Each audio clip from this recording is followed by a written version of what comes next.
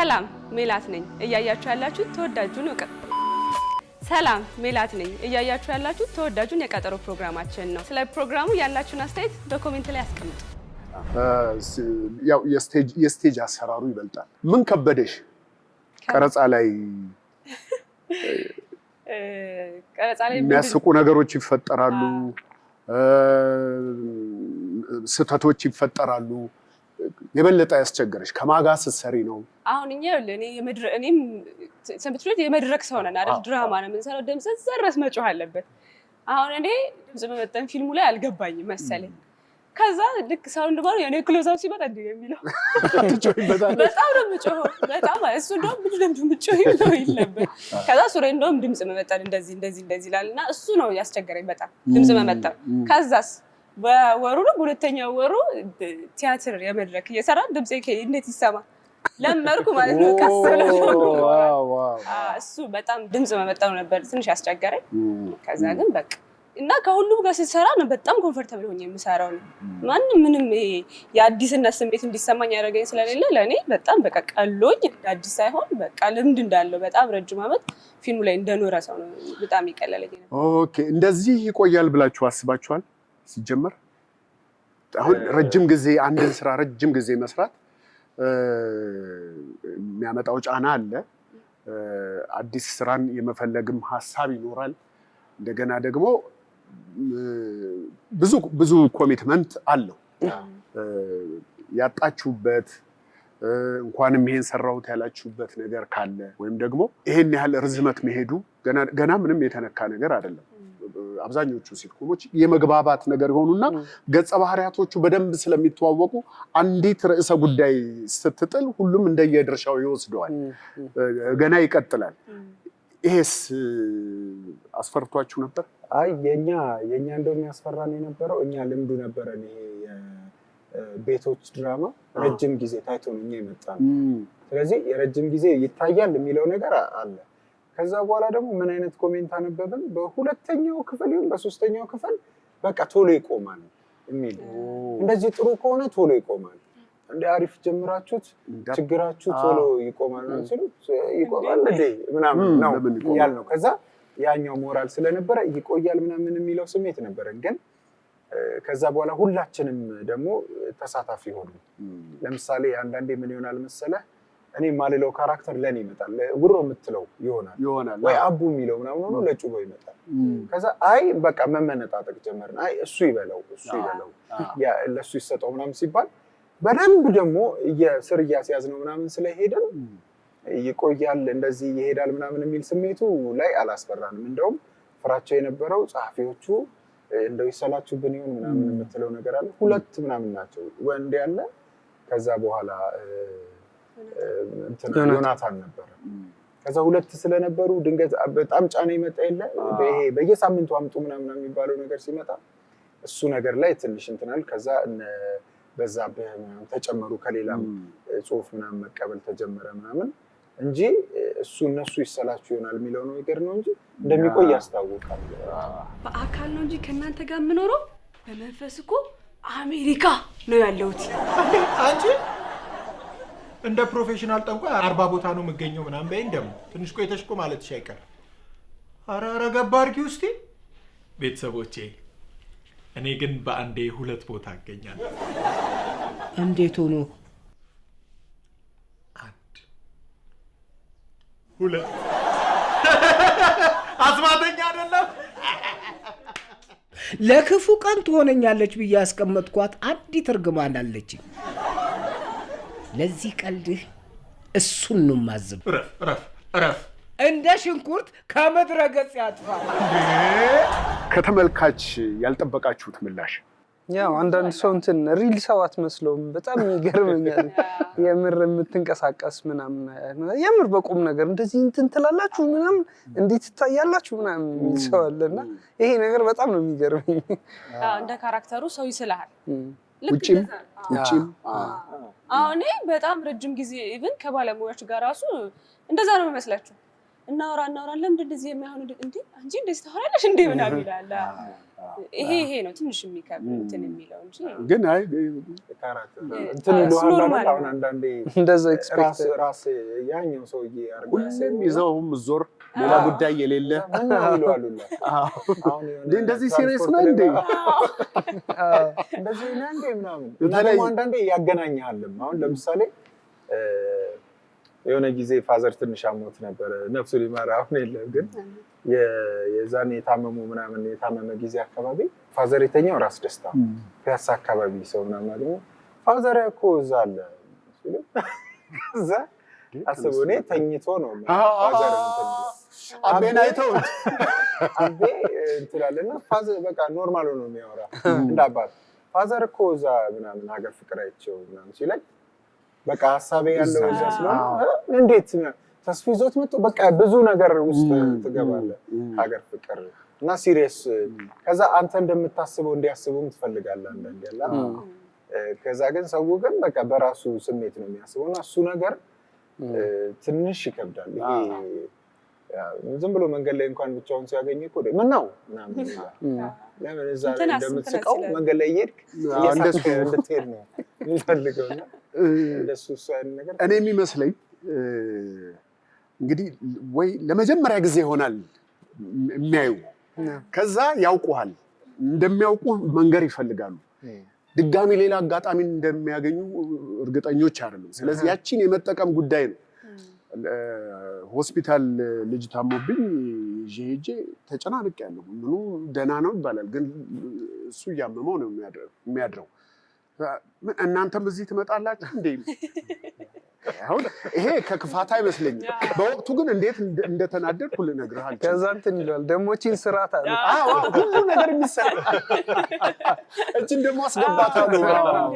ቸርች ሌላ እንደ ቤተክርስቲያን እናንተም ትመጣላችሁ እኔ ሃይማኖት ጉዳይ አለን እምነት አለን ይሄ ያዝልን ለማለት ነው። ይሄ ነው። በድጋሚ መልካም በዓል ይሁንላችሁ። አብረውን ያሉት የ9ኛው ሺህ ተዋንያን ናቸው። እንኳን አደረሳችሁ። መልካም ቆይታ እንላለን።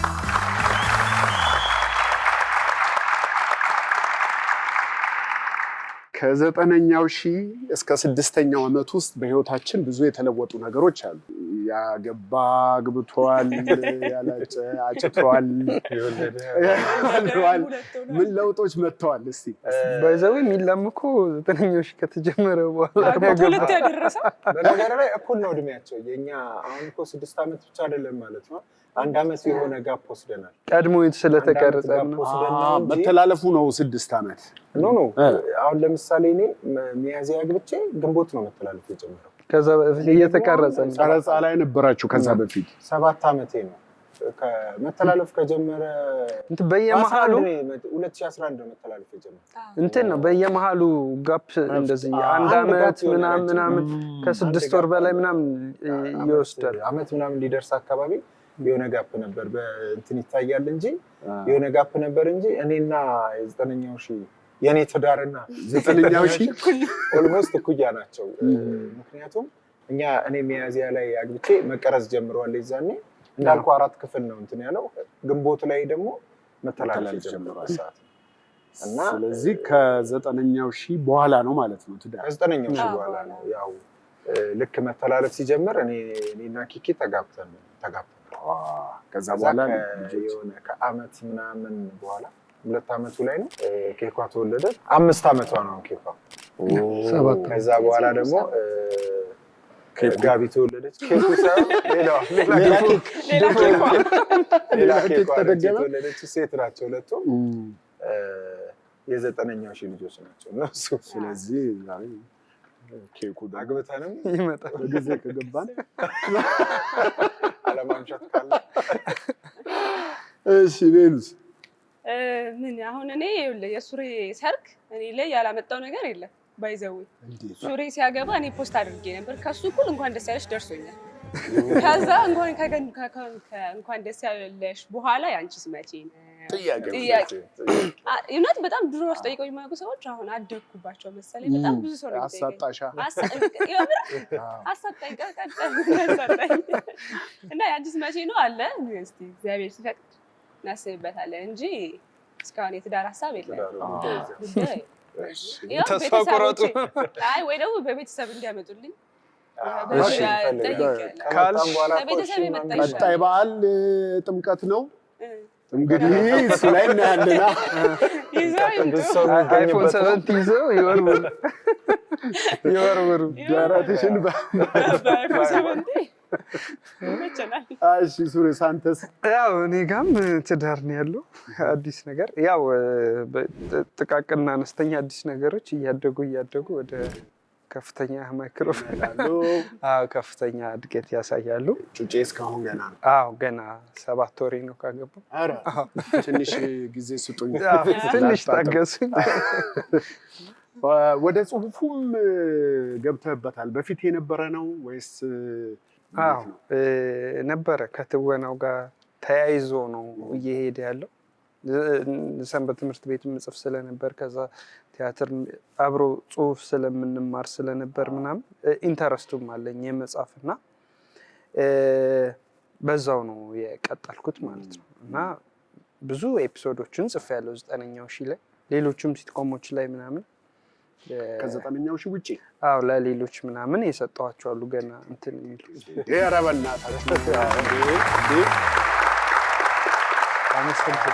በነገር ላይ አሁን በቋሚነት የሚጽፈው ሱሬ ነው። የ9ኛው ሺህ በቋሚነት የሚጽፈው እሱና ቻምፕ ናቸው። አሁን ዳይሬክተር ሆኖ የመጣው ሁለቱ ናቸው የሚጽፉት እና ብዙውን የጻፈው እሱ ነው። የስቴጅ ስራስ? የስቴጅ ስራ አሁን አንድ መልቲ የሚል ቲያትር ጀምሬያለሁ። ብዙ ጊዜ የቲያትር እድል እንትን ይመጣ ነበረ እና በተለያየ ምክንያት ሳልሰራ ቀርቼ አሁን መልቲ የሚል ቲያትር ታውቀዋለህ ብዬ አስባለሁ። አዎ የነስንቴ የዛሬ 13 ዓመት ምናምን ይሰራ ነበር። መጽሐፍስ? የስቴጅ ስራ መጽሐፍ ስቴጅ ላይ በቅርቡ እስቲ ነው። ሲትኮም እኮ ኦልሞስት ወደዛው ይስበዋል። ጽሁፍ ላይ መልቲም ላይ ሪራይት ማድረጉ ላይ ምናምን በግሩፕ ጽሁፉ ላይም ኢንቮልቭ አድርጌያለሁ። በቅርቡ ደግሞ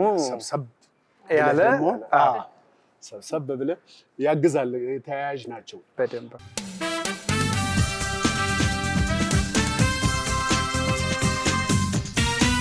እሺ ማለት ላይ ምንድን ነው? እኔም እኮ ግራ አጋባችኝ። ነያ ቁጭ በቀጠሮ ፕሮግራም እያሳለፍን ያለነውን አዝናኝ ቆይታ እንዴት ነው? ወደዳችሁት? ሀሳብ አስተያየት እንዲንላለን የምትሉት ነገር ካለ በኮሜንት አሳውቁን። ይመቻችሁ። እስቲ የማትረሱት ከ9ኛው ሺህ ትዕይንት እኔ ለምሳሌ ከአባታችሁ ጋር ሚና የተለዋወጣችሁበት፣ እኛ እንደ ቤተሰብ አስተዳዳሪ አንተ ደግሞ ልጅ ሁን ያላችሁበት በጣም የሚገርም ነው። የማትረሱት ሁሉም ልብ ውስጥ ያለው በአብዛኛው ሰው በቃ ይሄ ትልቅ እንትን የሚለው አንድ የበዓል ኤፒሶድ የሰራ ነው አለ። ይሄ 2050 ነው ምናምን ተብሎ ኦኬ እና ወደ ኋላ እና ወደፊት ነው የሰራነው።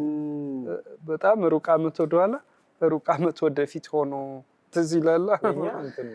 እሱ በጣም አሁን ሲትኮም ሲሰራ ያለው ትንሽ ከበድ የሚል አይመስለውም ሰው። ዝም ብሎ ሲሰራ አንድ ቤት አለ፣ ቤት ውስጥ የሆኑ እንትኖች አሉ ምናምን አይነት ነገር ነው። አሁን ሱሬ ያለው ኤፒሶድ ደግሞ ሲሰራ ወደ ኋላ ይሄዳል፣ ወደፊት ይሄዳል፣ ፕሬዘንት ታይምም አለው።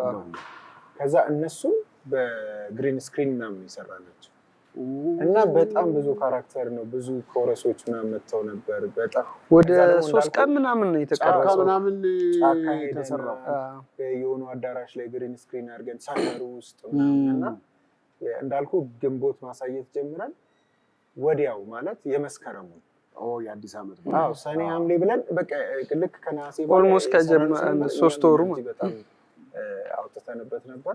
ሰው ጋር ሲደርስ ደግሞ በቃ ያሰብነውን ነው እንትን የተባለው እና እሷ ሁላችንም ልብ ውስጥ አለች።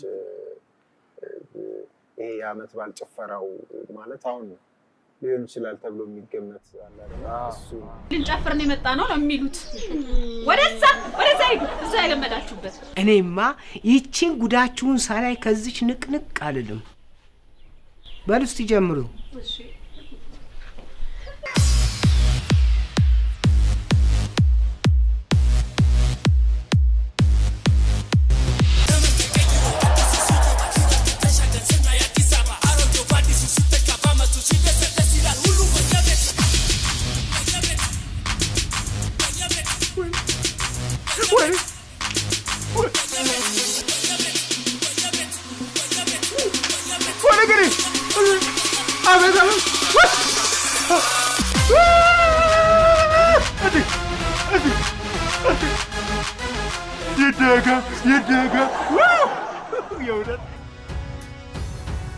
እኔን ለማግባትም አይደል የመጣችሁት? መነሼ ኧረ ሲክስ ይሄ ሳክሳችሁ አይነፋም። ምንድን ነው? ወንድ ተጫወቱ እንጂ